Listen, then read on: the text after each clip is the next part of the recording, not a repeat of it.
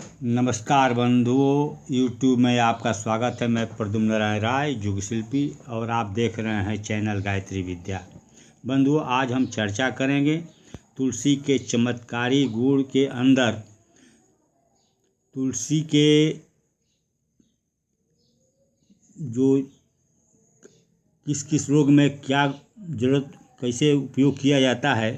जैसे तुलसी के आँख, नाक और कानों के रोग में, तुलसी के बीर्ज और मूत्र संबंधी रोग में, स्त्रियों के विशेष रोग में, बच्चों के रोग और उदर रोग में कैसे आपका उपयोग करना है और क्या करना है, इसका मेथड भी साथ साथ मैं बोलता जाऊंगा।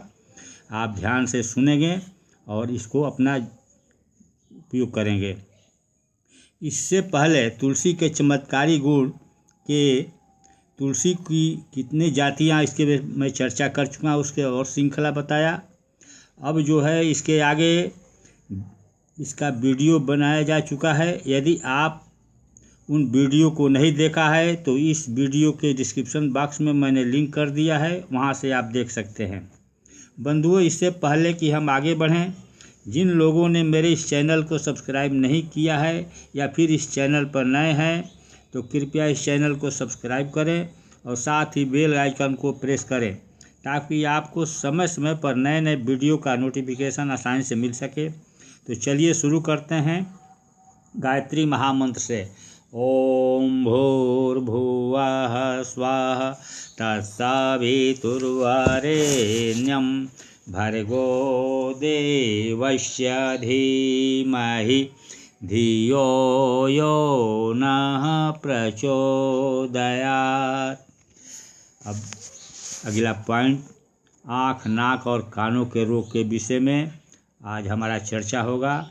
ये सभी घर परिवार के लोग इसका उपयोग कर सकते हैं। इसका आजमाया हुआ सब मेथड है। मनुष्य शरीर में ये तीनों इंद्रियां बहुत महत्वपूर्ण और साथ ही कोमल हुआ करती है, अतः इनकी किसी व्याधि में एकाएक तीव्र औषधि का व्यवहार करना उचित नहीं। तुलसी ऐसी सम और निरापद औषधि है जो अपने सूक्ष्म प्रभाव से इन अंगों को शीघ्र निरोग कर सकती है। इस संबंध में चरक संहिता का वचन विशेष महत्वपूर्ण है। चरक संहिता में लिखा गया है, गौरवे शिरसे शूले पिनसे अर्धभेदके कृमि व्याधवपस्मारे घ्राणनाशे प्रमोहके। अर्थात तुलसी का प्रयोग मस्तक में एकत्रित दोषों को दूर करके सिर का भारीपन, मस्तक शूल, पिनस, आधा शीशी, कृमि, मृगी, सूंघने की शक्ति नष्ट होने आदि को ठीक कर देता है।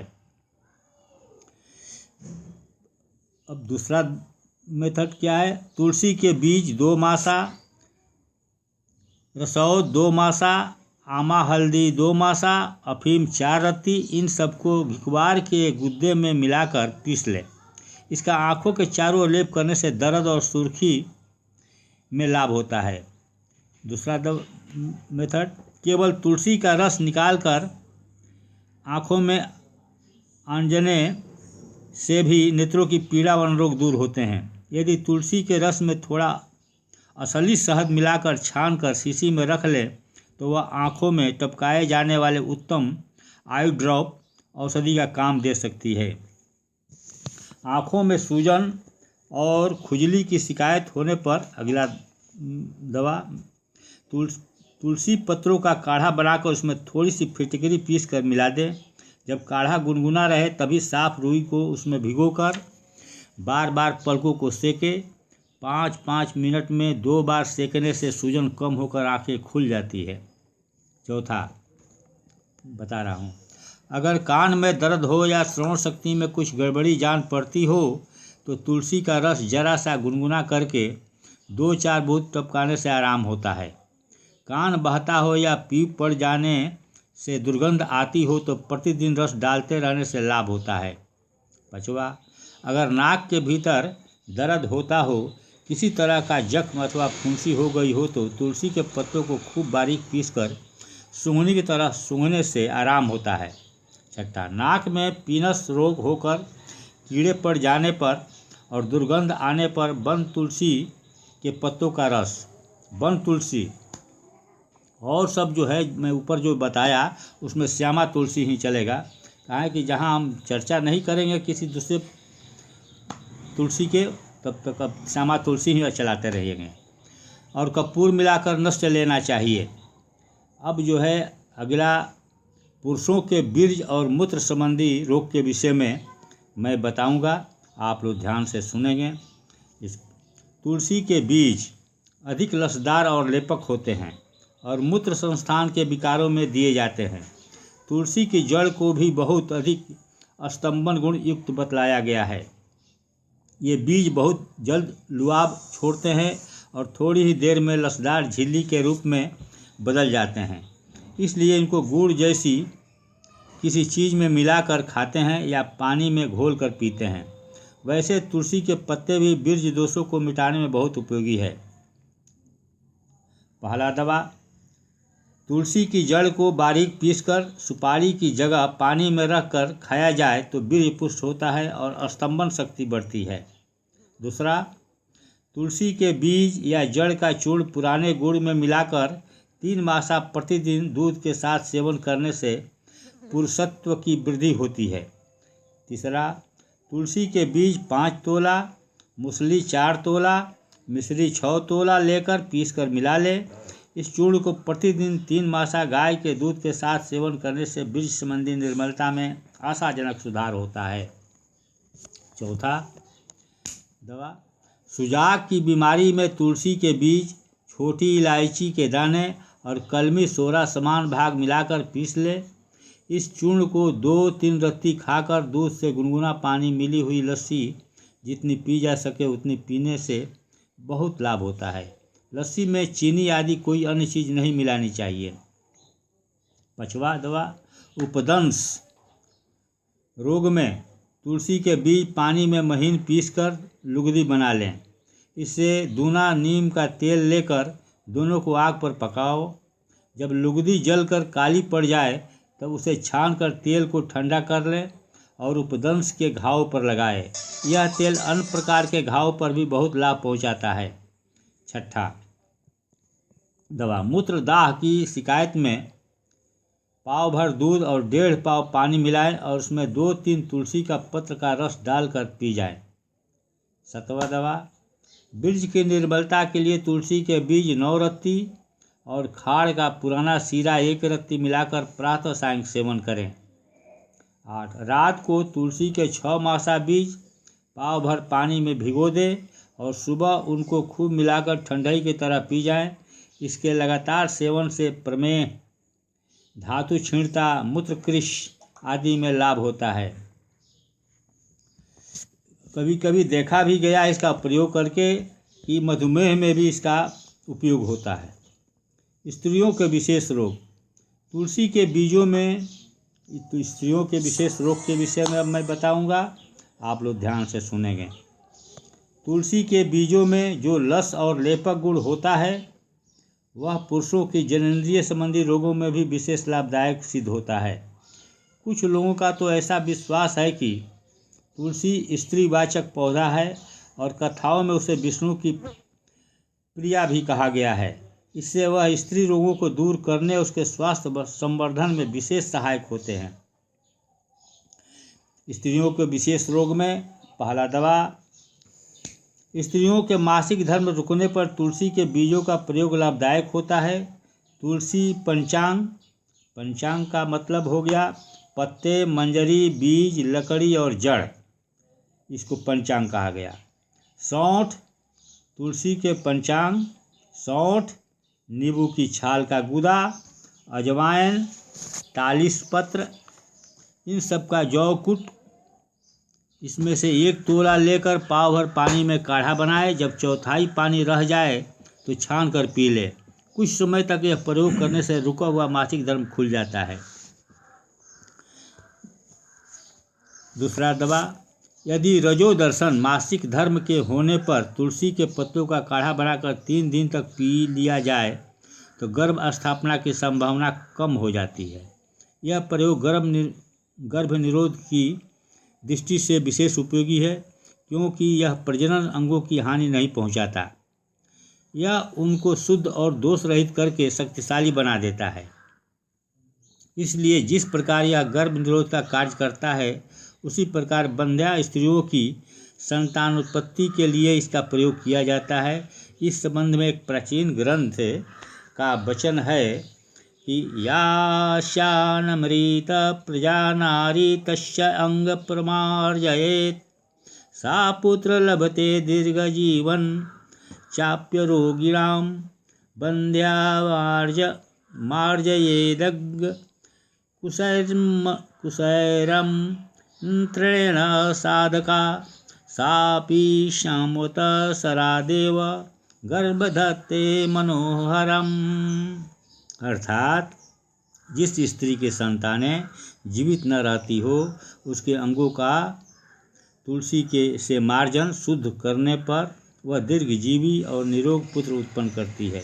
यदि बंध्या स्त्री का तुलसी एवं कुशा तंत्र से मार्जन किया जाए तो उसके भी 1 वर्ष के भीतर सुंदर पुत्र उत्पन्न होता है। इससे विदित होता है कि तुलसी का विधि पूर्वक प्रयोग और श्रद्धापूर्वक पूजन आदि करने से शारीरिक और मानसिक दोष दूर होकर प्रजनन अंग गर्भधारण के योग्य हो जाता है। उस अवस्था में पत्तों के काढ़े के बजाय बीजों का चूर्ण और शरबत भी उपयोगी होता है। पहले कुछ समय तक काढ़े का उपयोग करके अंगों को फिर शुद्ध किया जाए और फिर बीजों के प्रयोग से गर्भाशय में को शक्तिशाली बनाया जाए तो संतान उत्पत्ति की संभावना निश्चित रूप से बढ़ जा सकती है। तीसरा दवा, गर्भिणी स्त्री की छाती और पेट की खुजली के लिए वन तुलसी के बीजों का लेप करने से आराम होता है। चौथा, तुलसी के बीज और आमा हल्दी समान मात्रा में लेकर बारीक पीसकर जननेंद्रिय पर छिड़कने से योनि भ्रम, जननेंद्रिय का स्थान च्युत हो जाने की अवस्था में लाभप्रद होता है। गर्भावस्था में पेट के अधिक बढ़ जाने से पेड़ों पर जो दरार सी पड़ जाती है और जिनमें कभी कभी खुजली चलने लगती है, वे तुलसी के पीसे हुए पत्तों की पुलटिस सी बनाकर मलने से ठीक हो जाती है। पाँचवा, तुलसी के रस में जीरा पीसकर उसे गाय के धरोष्ण दूध के साथ सेवन किया जाए तो प्रदर रोग में सुधार होकर स्त्री का स्वास्थ्य ठीक हो जाता है। छठा दवा, प्रसव के समय तीव्र वेदना होने पर तुलसी का रस 1 तोला पिलाने से लाभ होता है और गर्भस्थ शिशु के बाहर निकलने में सरलता होती है। तुलसी की जड़ स्त्री की कमर में बांधने से प्रसव का कष्ट मिटकर सुखपूर्वक संतान उत्पन्न होती है। अब जो है आगे मैं बच्चों के रोग के विषय में बताऊंगा, आप सब इसको ध्यान से सुनेंगे।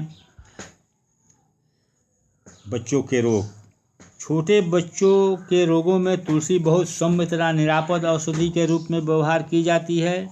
इससे बच्चों के ज्वर, खांसी, दूध पलटना, श्वास आदि रोगों में शीघ्र आराम होता है। इसका पहला दवा, बच्चों को शीतला लगने पर तुलसी की मंजरी, अजवाइन और अदरक सम भाग लेकर दिन में कई बार सेवन कराने से लाभ होता है। दूसरा, तुलसी पत्र 1 तोला, मेथी 1 तोला, कूट 6 मासा, आधा पाव पानी में पकाएं। जब चौथाई भाग शेष रह जाए तो छान कर ठंडा करके पिलाएं। यह शीतला ज्वर में हितकारी है। तीसरा, बच्चों को सर्दी और खांसी की शिकायत होने पर तुलसी पत्र का रस, अजवाइन और अदरक का रस पौन तोला लेकर खरल कर लें और 2.5 तोला शहद मिलाकर शीशी में भर लें। इनमें से 30 से 60 बूंद तक दिन में 3 बार देने से लाभ होता है। चौथा, तुलसी पत्र, बबूल की कोपल, अजवाइन 1 तोला मिलाकर रख लें। इसमें 6 मासा लेकर 1 छटाक जल में पकाएं। जब चौथाई रह जाए तो छान कर बच्चों को पिलाएं। इससे सब प्रकार के ज्वरों में लाभ होता है। पाँचवा, बच्चों का पेट फूलने पर तुलसी का स्वरस अवस्थानुसार 2 मासा तक पिलाने से आराम होता है।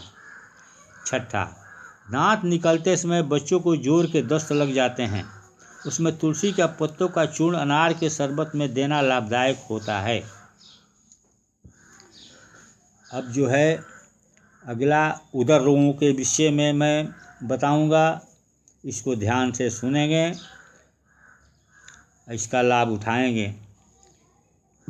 उदर रोग पर पहला, तुलसी के ताजे पत्तों का रस 1 तोला प्रतिदिन सुबह सेवन करने से अजीर्ण दूर होता है।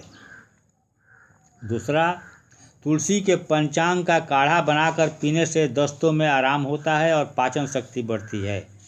तीसरा, उपयुक्त काढ़े में 1 या 2 रत्ती जायफल का चूर्ण मिलाकर पीने से दस्तों की कठिन बीमारी में शीघ्र आराम होने लगता है।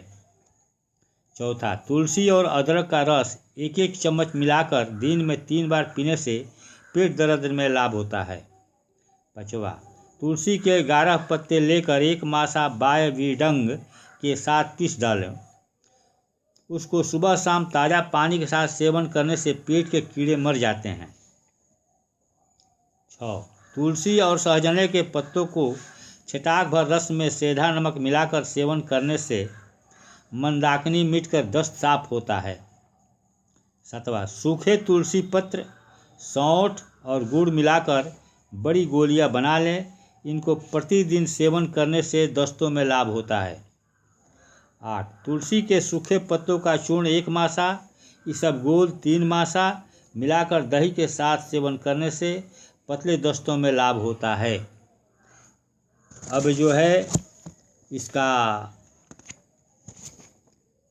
मैंने जो बताया, आप लोग इसका उपयोग करेंगे, अपने टोले महल्ला में उपयोग करेंगे, अपने घर माता बहनों को भी सिखा देंगे ताकि जब भी ज़रूरत पड़े इसका उपयोग करेंगी। बंधुओं, आज का वीडियो यहीं तक है। इस वीडियो को अंत तक देखने के लिए बहुत बहुत धन्यवाद। यदि वीडियो पसंद आई हो तो लाइक्स और कमेंट करना ना भूलें। साथ ही अपने दोस्तों को ज़्यादा से ज़्यादा शेयर करें ताकि उनको भी लाभ मिल सके। बंधुओं, अगले वीडियो के साथ बहुत जल्द मिलेंगे। तब तक के लिए जय हिंद, जय भारत माता, जय गायत्री माता। ओम शांति।